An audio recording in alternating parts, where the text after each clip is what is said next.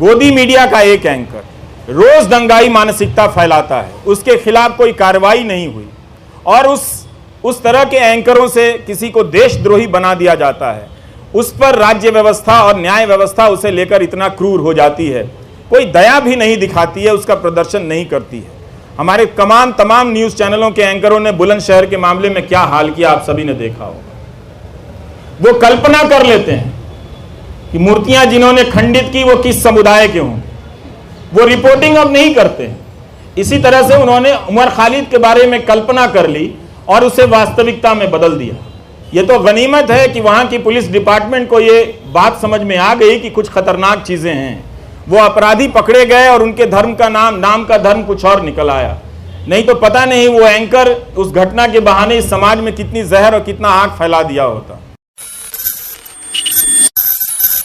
बड़ी मीडिया की फौज है दिल्ली शहर में, पूरे देश की मीडिया को खत्म कर दिया गया कि दिल्ली में मीडिया है क्योंकि नेशनल मीडिया है, वो राज्यों और जिलों की परवाह करता है। लेकिन अंत में ये नेशनल मीडिया भी खत्म हो गया और आज आपके बीच उसकी मौजूदगी नजर नहीं आती।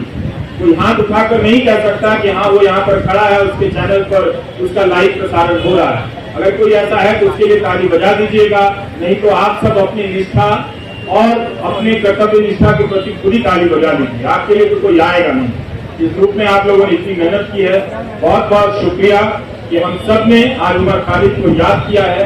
ट्विटर पर जिन लोगों ने लिखा है जो यहाँ नहीं आए हैं, उनकी सॉलिडारिटी को भी स्वीकार करना चाहिए, उसे भी मंजूर करना चाहिए, उसे भी एक तरह से उसकी पहचान होनी चाहिए।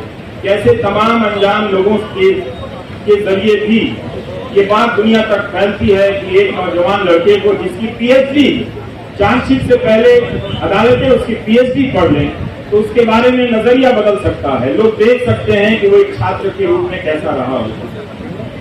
उमर खालिद की दोस्त आकांक्षा अपेक्षा प्रियदर्शनी का मैं एक नोट पढ़ रहा था कि जब वो मिलने गई और उमर खालिद ने बताया कि कोविड के दौरान सुप्रीम कोर्ट के आदेश से कई लोगों को जेल से बाहर जाने की इजाजत दी गई और जब वो लौट कर आए तो उन्होंने पूछा कि आप अभी तक यहीं हैं। मतलब उस महामारी में भी किसी को ये याद रहा कि एक कोई उमर खालिद है जिसे बाहर नहीं भेजना है। उस महामारी में भी उसकी पहचान याद रखी गई, इसकी निशानदेही को याद रखा गया। इस तरह की नाइंसाफियां जो एक आम कैदी को मिलनी चाहिए वो भी उसे नहीं मिलती नजर आ रही है। ये बहुत चिंता की बात है और जब तक ये है अदालतों के मंच से बड़े बड़े न्यायाधीशों का बोलना हमें खाली सा लगता है, हल्का सा लगता है कि वे अंडर ट्रायल और अधिकारों की बात बहुत संजीदगी से करते हैं। कई बार ऐसा लगता है कि शायद वो बात कहने के लिए करते हैं, नहीं तो ये बात अपने फैसलों में ही पलट कर देख लेते कि जब सबके लिए वो फैसला हुआ था तो क्यों इस व्यक्ति के लिए, क्या वो व्यक्ति इतना ज्यादा खतरनाक है। मीडिया अगर धारणा बना दे, गोदी मीडिया का एक है रोज दंगाई मानसिकता फैलाता है, उसके खिलाफ कोई कार्रवाई नहीं और उस तरह के एंकरों से किसी को देशद्रोही बना दिया जाता है, उस पर राज्य व्यवस्था और न्याय व्यवस्था उसे लेकर इतना क्रूर हो जाती है, कोई दया भी नहीं दिखाती है, उसका प्रदर्शन नहीं करती। हमारे तमाम न्यूज चैनलों के एंकरों ने बुलंदशहर के मामले में क्या हाल किया आप सभी ने देखा। वो कल्पना कर लेते हैं कि मूर्तियां जिन्होंने खंडित की वो किस समुदाय के हों, वो रिपोर्टिंग अब नहीं करते हैं। इसी तरह से उन्होंने उमर खालिद के बारे में कल्पना कर ली और उसे वास्तविकता में बदल दिया। ये तो गनीमत है कि वहां की पुलिस डिपार्टमेंट को ये बात समझ में आ गई कि कुछ खतरनाक चीजें हैं। वो अपराधी पकड़े गए और उनके धर्म का नाम का धर्म कुछ और निकल आया। नहीं तो पता नहीं वो एंकर उस घटना के बहाने समाज में कितनी जहर और कितना आग फैला दिया होगा और किस तरह के खेल खेले जा रहे हैं इस तरह से। तो इन बातों को देखना है, समझना है कि उमर खालिद एक बहुत बड़ी साजिश का शिकार हुआ है, जिसके तहत तंत्र ने अपना पहला परीक्षण किया कि क्या किसी निर्दोष छात्र को इस तरह से चिन्हित कर, देशद्रोही बताकर, उसे एक तरह से देश के लिए खतरे के रूप में प्रोजेक्ट कर उसे जेल की सलाखों के पीछे भेजा जा सकता है।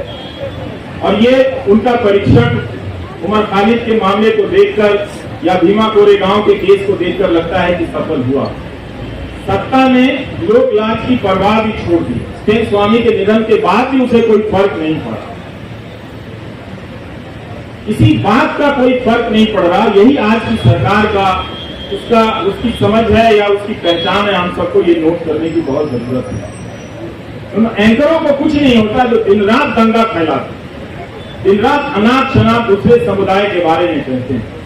लेकिन दंगा भड़काने के आरोप में पीएचडी के छात्र को सलाखों के पीछे भेज दिया गया, जिसके मामले में ट्रायल शुरू नहीं हुई है और ना ही चार्जशीट वगैरह इन सब चीजें पेश हुई है, ना जमानत मिली है इस मामले में। तो हमें इस अंतर को पहचानना है कि कुछ लोगों को दंगा फैलाने की खुली छूट मिली हुई है, गोली मारने के नारे लगाए जा रहे हैं। वो कौन लोग थे जो इस कानून को लेकर आए और आज तक इस कानून को लागू नहीं कर, इस कानून को लागू करने के नियम तक नहीं बनाए गए। लेकिन 2019 के दिसंबर में आप जाकर देखिए लॉट, तो इस तरह से सब कोई चिल्लाता था, चीखता था सरकार की तरफ से कि इस कानून को सूर्योदय से पहले ही लागू हो जाना चाहिए, ताकि दिन के निकलने से, सूरज के निकलने के साथ ही हम सब इसे लागू करें और देश को बचाएं।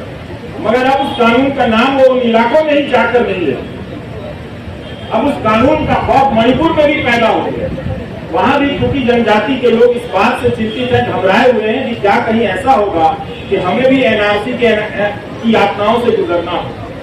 तो मणिपुर को लेकर देख लीजिए या दिल्ली दंगों को लेकर जिसकी जवाबदेही तय होनी चाहिए थी गृह मंत्री, उनकी जवाबदेही तय नहीं, आज तक तय नहीं।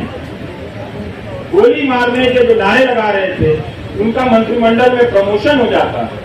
सुप्रीम कोर्ट को कहना पड़ा दिल्ली पुलिस से कि ये जो नारे लगा रहे हैं वो मेडिकल प्रिस्क्रिप्शन नहीं है। इसके बाद भी जो व्यक्ति शांति की अपील करता रहा, शांति की बातें करता रहा, वो दंगों की साजिश के आरोप में जेल में इस तरह से बंद कर दिया गया।